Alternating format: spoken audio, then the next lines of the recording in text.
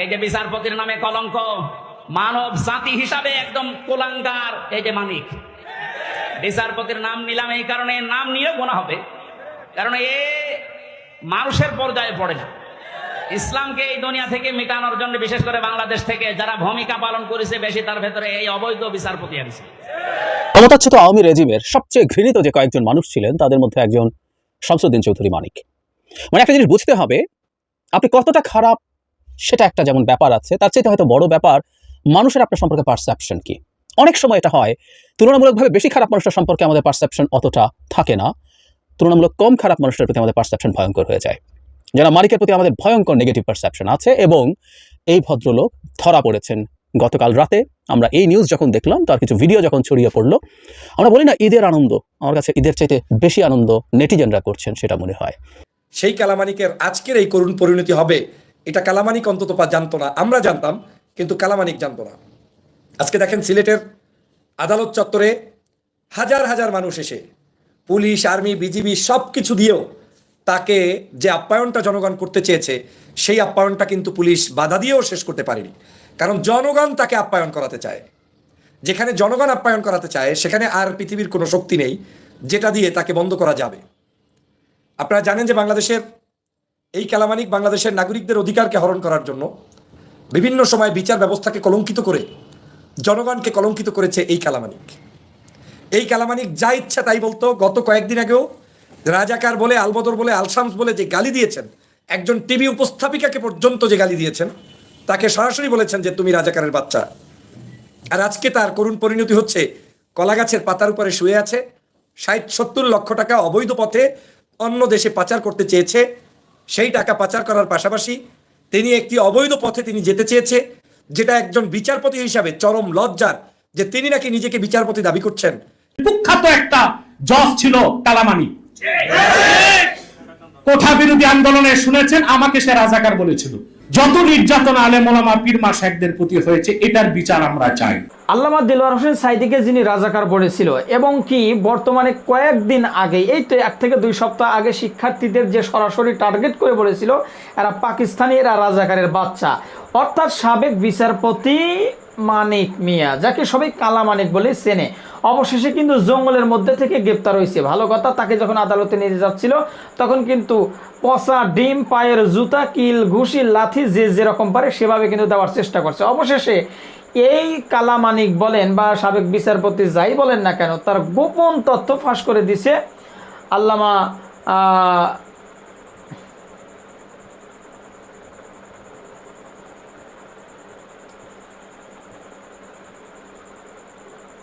আল্লামা ইনায়েতুল্লাহ আব্বাসী। প্রিয় দর্শক শ্রোতা, অবশ্যই তার বক্তব্যটা আপনাদের সাথে শেয়ার করবো। আপনারা সকলে জানেন আল্লামা দেলোয়ার হোসেন সাঈদী সাহেবকে কিন্তু রাজাকার বলেছিল এই সাবেক বিচারপতি। হ্যাঁ, অবশেষে তাকে নিয়ে আজকের এই ভিডিওটি সাজানো হয়েছে, এবং গুরুত্বপূর্ণ কয়েকটি ভিডিও আপনাদের সাথে শেয়ার করব। কালা মানিকের নিয়ে অনেকেই মুখ খুলেছে, তো সবাইকে বলবো ধৈর্য সহকারে আজকের ভিডিওটি দেখতে থাকুন। হ্যাঁ, তো চলুন কথা না বাড়াই, আগে ভিডিওগুলো দেখে আসি, তারপরে গুরুত্বপূর্ণ কয়েকটি কথা বলে ভিডিওটি শেষ করে দেবো।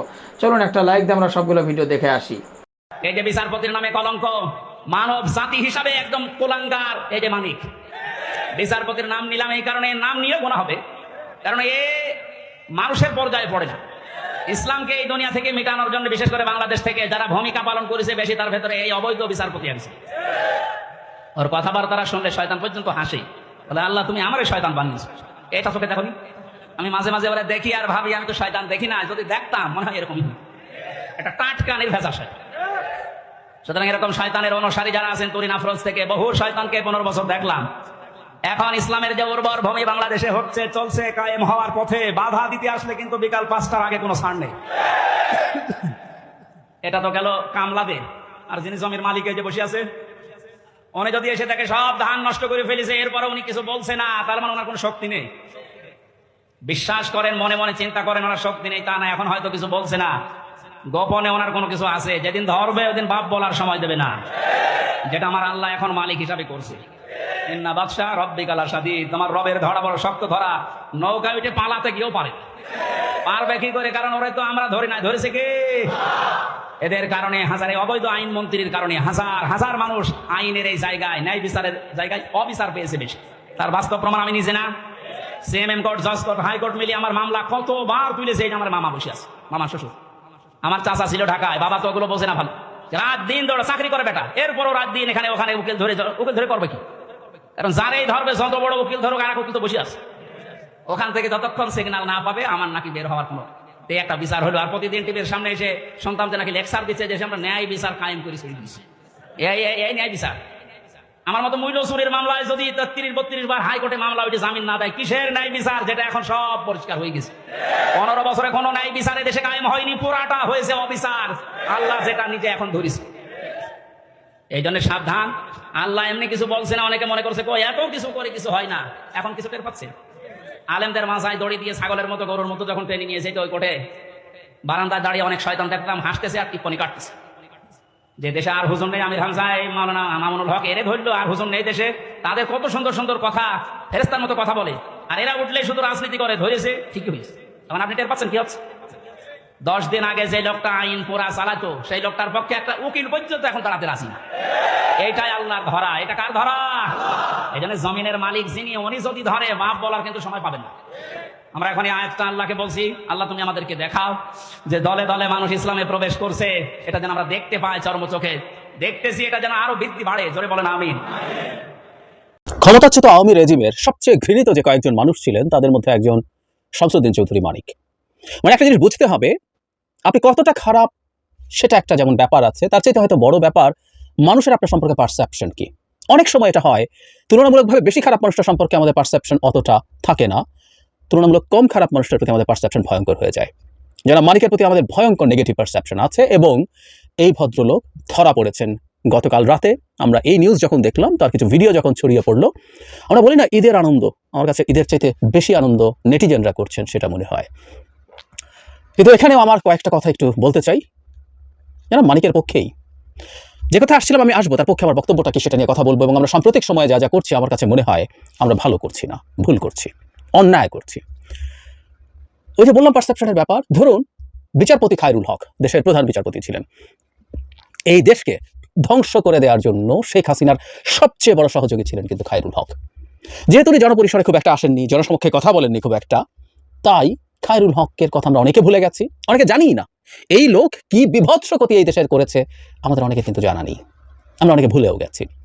কিন্তু যারা মানিক সামনে এসছেন এবং ক্রমাগত বিভৎস সব কথা বলে গেছেন সরকারের পক্ষে, মানে যেগুলোকে আমরা কোনো ফর্মে লিস্ট যুক্তি হিসাবে গ্রহণ করতে পারি না, সেই রকম কথাবার্তা বলেছেন। ফলে তার প্রতি আমাদের ক্ষোভ আছে, ক্ষুব্ধতা আছে, বিদ্বেষও আছে। খুব অস্বাভাবিক না, থাকতেও পারে। আমি শুধু এখনকার কথা বলছি না, এই ভদ্রলোক যখন আপিল বিভাগের বিচারক ছিলেন, নানা জনকে নানাভাবে হয়রানি করেছেন। মানে উনি যখন আওয়ামী সরকারের সময় আপিল বিভাগে কাজ করছেন, তখন সংসদে তাকে নিয়ে আলোচনা হয়েছে, এবং আমার যতদূর মনে পড়ে জনাব তোফায়েল আহমেদ তাকে স্যাডিস্টও বলেছেন। মানে এই লোকটার আচরণ আমার কাছে স্যাডিস্টের মতোই মনে হয়।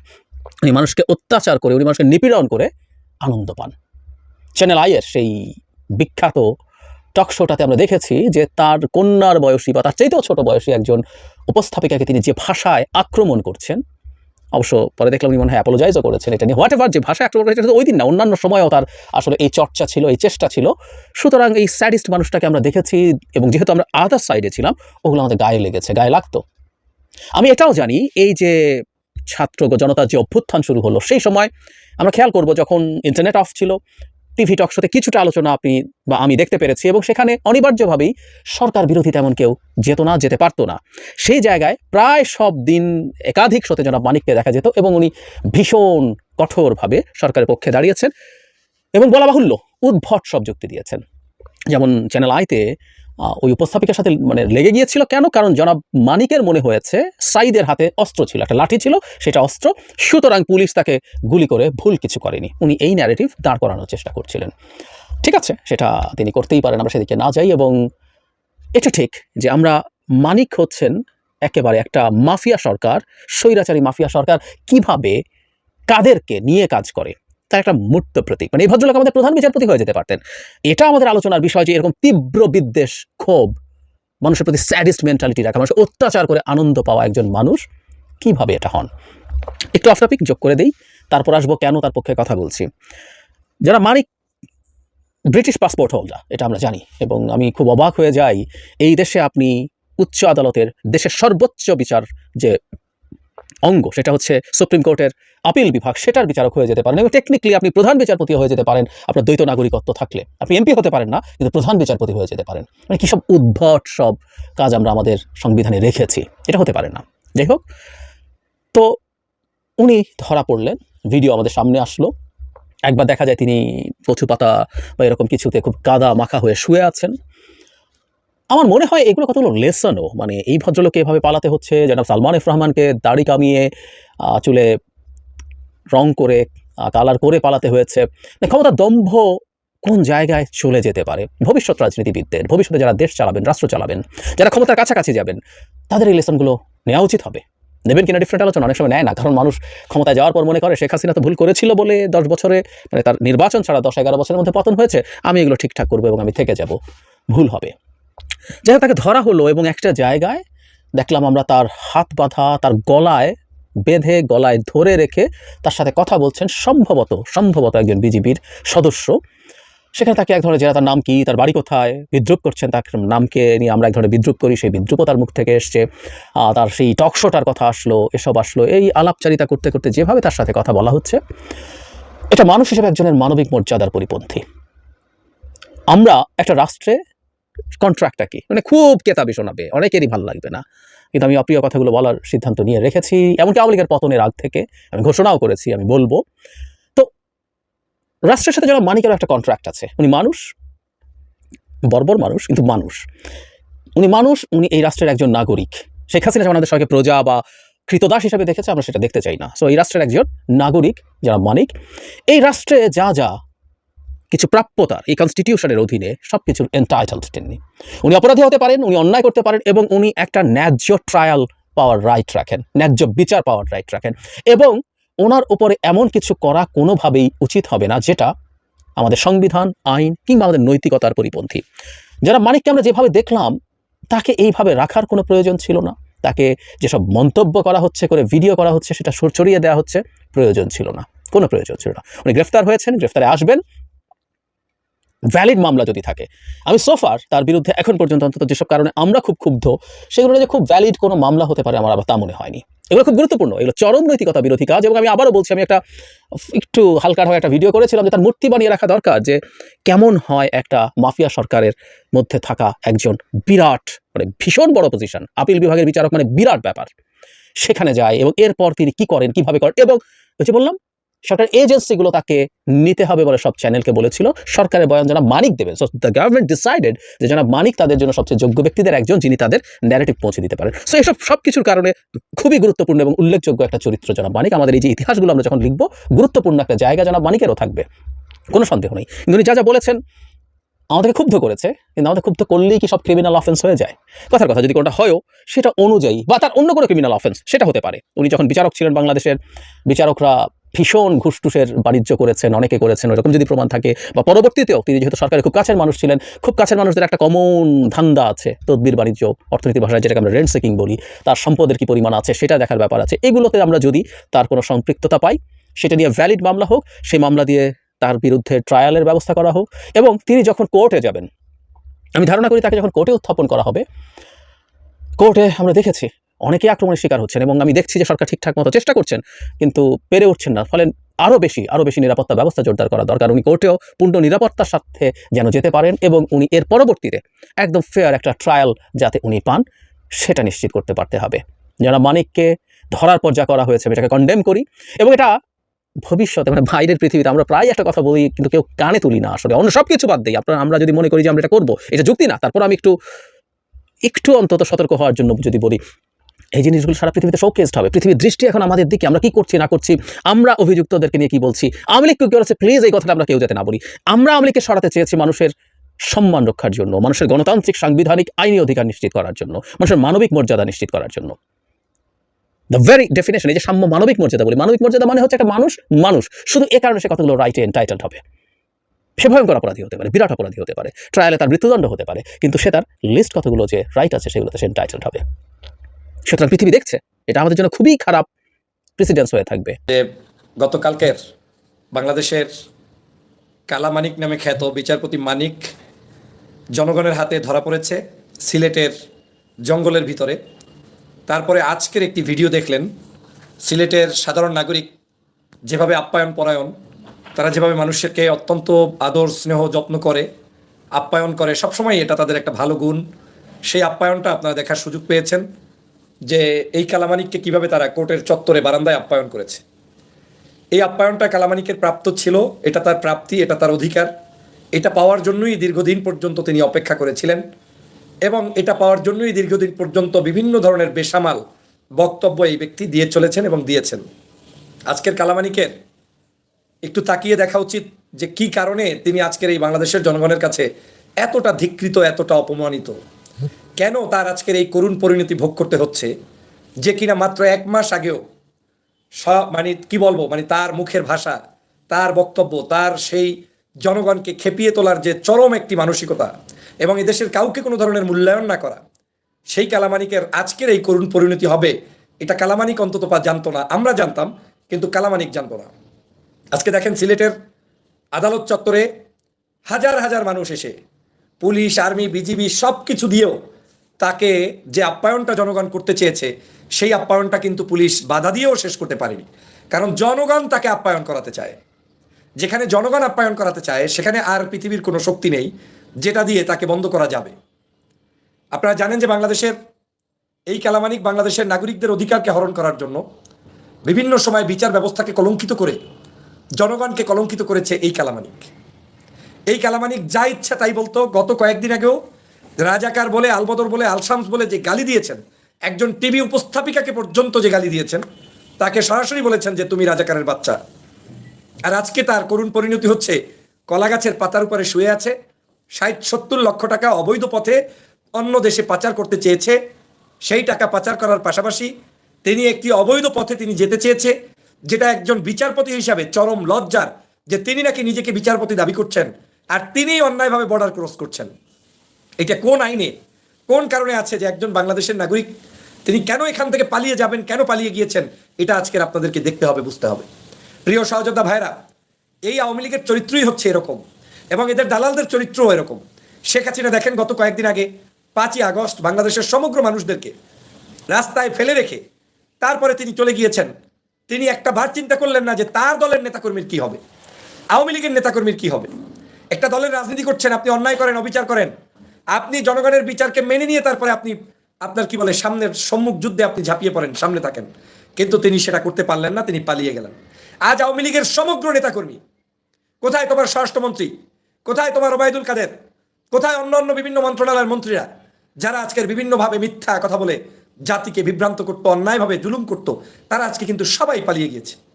এখন পালিয়ে গর্তের ভিতরে আছে, না পালিয়ে এই কালামানিকের মতো ভারতে গিয়েছে, নাকি ভারত থেকে আবার ধরা পড়ে এসেছে, এটা নিউজ আমরা এখনো জানি না। কিন্তু এটাই যদি হয় তাহলে এই রাজনীতি, এই যে অবৈধ রাজনীতি আপনারা করলেন, তাহলে সেই রাজনীতি থেকে আপনারা কি পেলেন? এই কালামানিক একজন দুশ্মন ছিলেন, ধর্মের বিরুদ্ধে সমগ্র সময় কথা বলতেন। এই কালামানিক একজন দুশ্মন ছিলেন, এমন দুশ্মন যে মানুষের হাতে, ধরেন এই যে আবু সাইদের গতকালকে লাইভে বলেছি, একটা অস্ত্র ছিল না, কিচ্ছু ছিল না, সেই আবু সাইদকে আপনার সেখানে বলল কি যে আবু সাইদকে গুলি করেছে, ঠিকই আছে নাকি? আবু সাইদের হাতে নাকি অস্ত্র ছিল, গুলি ছিল। যে উপস্থাপিকা বলছে আপনি কি দেখেছেন? বলে হ্যাঁ আমি দেখেছি। এখন জানতে চাই কালামানিক তুমি এত অসহায় কেন, করুণ পরিণতি কেন? তোমাকে আজকে যে কোরআনদায় তোমাকে আজকের মানে মানুষদের রোশানলের শিকার হতে হবে কেন? চিন্তা করে দেখেছো একবারও? এই রোশানাল তোমার প্রাপ্তি, এই রোশানাল হচ্ছে কালামানিকের প্রাপ্তি। কালামানিক আজকের বাংলাদেশের দেলোয়ার হোসেন সাঈদী নিয়ে, নিজামী নিয়ে, কাদের মোল্লা নিয়ে, ডানপন্থী মানুষদেরকে নিয়ে, ইসলামী রাজনীতি নিয়ে, ইসলামপন্থী জনগণদেরকে নিয়ে, এদেশের সাধারণ মানুষদেরকে নিয়ে, এমনকি তারেক রহমান, খালেদা জিয়া, জিয়াউর রহমান সবাইকে নিয়ে ব্যাড মন্তব্য করেছে, যার চরিত্রটাই ছিল সবসময় মানে আপনি যেটা বিশ্বাস করেন, দেশের জনগণ যেটা বিশ্বাস করে, তার বিরুদ্ধে তাকে কিছু করতেই হবে। এই কারণে যে মানুষ তাকে আর সেই আপ্যায়নটা না করে আর ছাড়তে পারে নাই। আমি সিলেটবাসীকে ধন্যবাদ জানাই, যদিও ভিডিও দেখে আমার খারাপও লেগেছে। যা টুপি একটা নিয়ে কি সুন্দর পালিয়ে যাওয়া ধরেছে, দাড়িগুলা কত সুন্দর বড় করেছে, যেই দাড়ির প্রতীককে আজীবন অসম্মান করেছে এই কালামানিক, সেই দাড়ি নিয়ে তিনি এখন ঘুরছেন। টুপি জীবনে কোনোদিন মাথায় দিয়েছে আমার জানা নাই, দিয়ে থাকলে ভালো। সেই টুপি মাথায় দিয়ে কি বলে কচু পাতার উপরে নাকি কলা পাতার উপরে শুয়ে আছে, পাশে তার টুপিটাও আছে। মানে নিদানকালে টুপির প্রয়োজন হয়, বিপদকালে দাড়ির প্রয়োজন হয়, আর যখন সুখে ছিলা তখন এগুলোর বিরুদ্ধেই তারা ওয়াজ করতো, এগুলোর বিরুদ্ধেই তারা টকশো করতো, আলোচনা করতো। প্রিয় ভাইরা আমার, প্রিয় বোনেরা আমার, আজকের এই কালামানিকের চরিত্র যারা অনুকরণ করছে বাংলাদেশে প্রত্যেকের পরিণতি কিন্তু এই কালামানিকদের মতো হবে। আজকের এই অবস্থা যদি কেউ না চান আপনার জীবনে, তাহলে আপনাকে ধর্মপ্রাণ মানুষ হইতে হবে এমনটা নয়, আপনি সত্যবাদী মানুষ হন, আপনি ন্যায় নিষ্ঠার পক্ষে থাকুন, আপনি দালালি করবেন না, অন্যায় করবেন না, তাহলেও অন্তত পক্ষে আপনি রেহাই পাবেন। আজকের কালামানিকের উপরে মানুষের এত ক্ষিপ্ততার কারণ কি? বাংলাদেশে এই যে সরকার পরিবর্তন হয়েছে, সব আওয়ামী লীগ কি এদেশ থেকে বর্ডার ক্রস করেছে? নিশ্চয়ই না।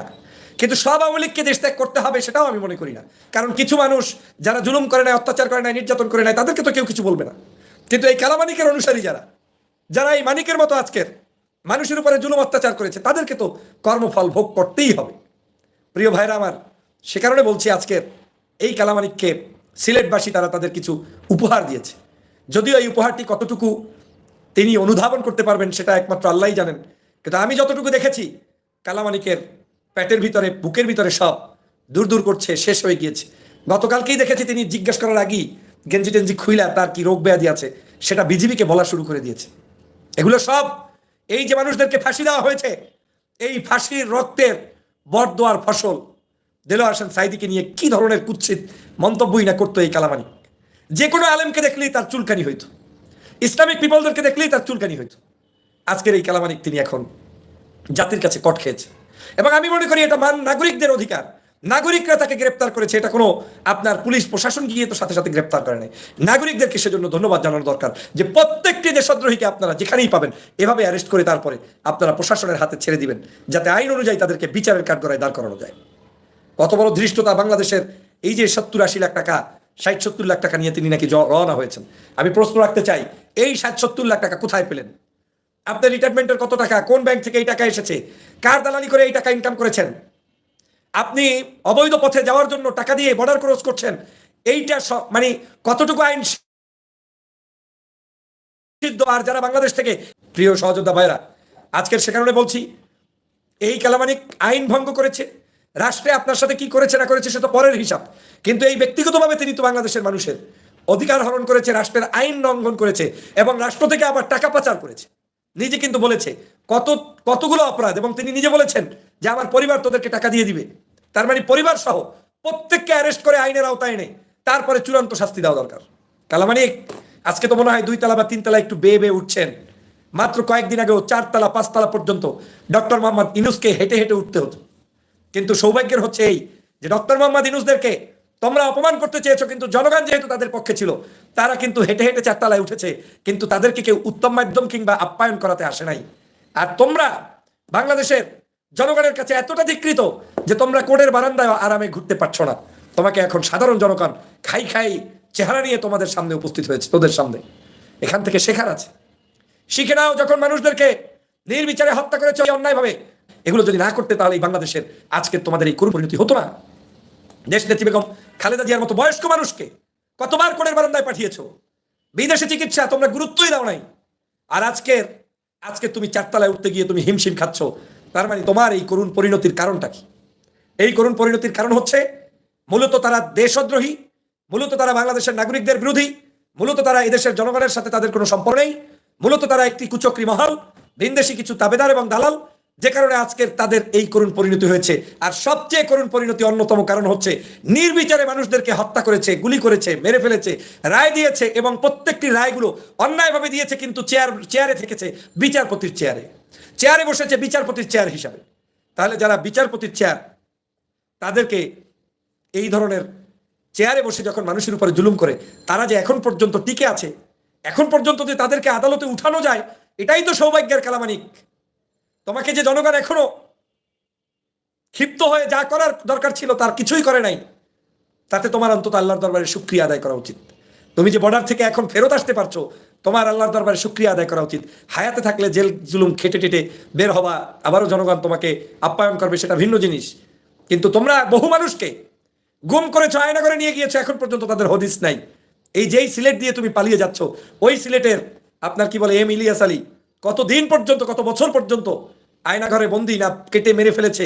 বিভিন্ন ধরনের এখানে 2 ধরনের বক্তব্য আছে, কেউ বলছেন মেরে ফেলছেন, কেউ বলছেন এখনো জীবিত আছে, আল্লাহ মালুম, আমরা জানি না। তাহলে তাদের দিকে একটু খেয়াল করে নিজের বিবেকের কাছে এখন প্রশ্ন করো।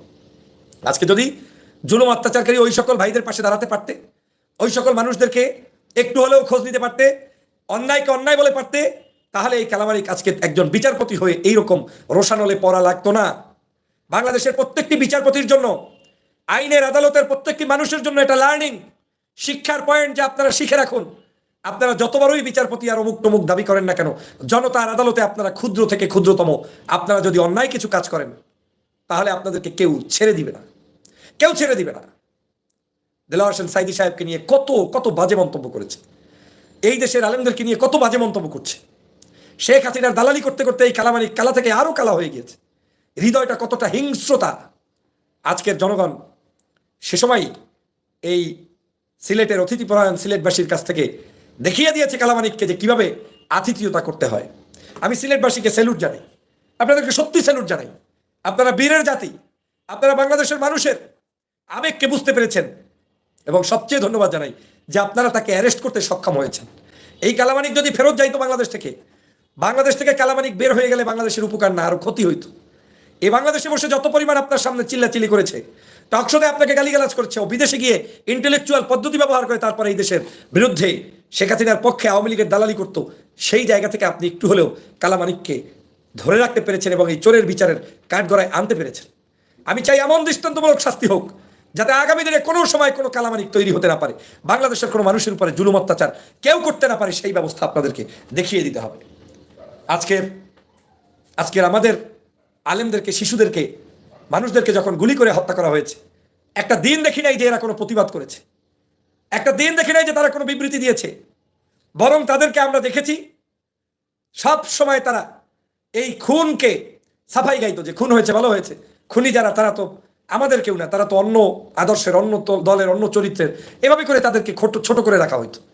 আর আজকের এই যুব সমাজ, ছাত্র সমাজ, বাংলাদেশের নাগরিকরা মিলে ঐক্যবদ্ধভাবে এই ফেসিবাদকে হটিয়ে দেওয়ার কারণে আজকের এই কালামানিকদের সেই ঔদ্ধত্যপূর্ণ আচরণ বিলীন হতে চলেছে, এবং তারা এখন বাংলাদেশে আগামী দিনে কথা বলার ক্ষেত্রে যদি তাদের সাবধানতা না আসে, তাহলে তাদেরকে যে পরিমাণ জনগণের ট্রিটমেন্ট করা দরকার সেটা কিন্তু জনগণ শুরু করে দিয়েছে। অতএব জনগণের হাত থেকে যদি বাঁচতে হয়, শুধু কালামানিকই নয়, তাদের অনুসারী সবাইকে সাবধান হয়ে যেতে হবে।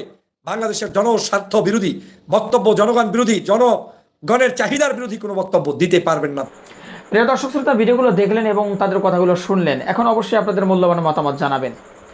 আসলে দেখেন, যখন তিনি কালামানিক সাবেক বিচারপতি ছিল, তখন কি কাজগুলো করেছে এটা কিন্তু আমাদের মোটামুটি জানা বাকি নাই। হ্যাঁ, নির্দোষ মানুষদেরকে অপরাধী বানিয়েছে এবং অপরাধীকে নির্দেশ বানিয়ে খালাস করে দিছে।